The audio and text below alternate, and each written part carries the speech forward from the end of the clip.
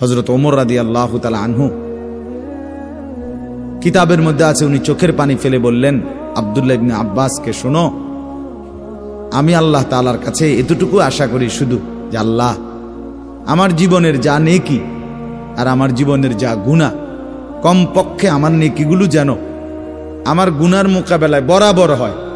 অর্থাৎ এতটুকু নেকি যেন কমপক্ষে হয় যে গুনাহগুলোকে মোচন করে দেয়, নেকিগুলো দিয়ে গুনাহগুলো যেন মিটে বরাবর হয়। এর দূরে যদি হয় তো আমি আল্লাহর কাছে সন্তুষ্ট নিজেকে মনে করি, আমার এর দূরে সারব।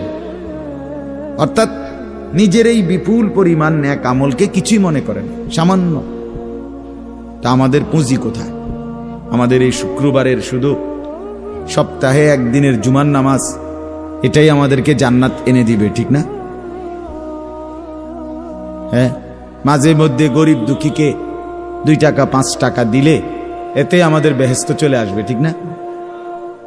তো বলেন, এজন্য বললাম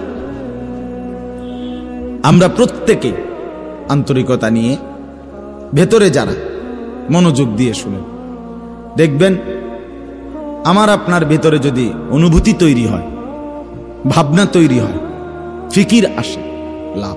সবাই একসাথে হবে না, সবাই একসাথে বদলায় না, সবাই একসাথে পরিবর্তন হয় না, কারো কপালে পরিবর্তন হয়ই না, বদনসিব। কারো সময়ের ব্যবধান হয়। আমাদের প্রিয় নবী সাল্লাল্লাহু আলাইহি সাল্লামের কাছে যারা সাহাবী হয়েছেন, কালেমা পড়ছেন, তারা প্রত্যেকেই প্রথম দিনেই তো সবাই কালেমা পড়ছেন, ঠিক না?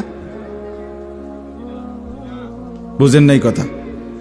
যতজন সাহাবী হয়েছে নবীজির, সবাই একদিনেই কালেমা পড়ে ফেলছে নাকি? তাহলে সময়ের আগ পিছ আছে কিনা বলেন? কেউ প্রথম দিন কালেমা পড়ছে, কেউ 21 বছর পরে কালেমা।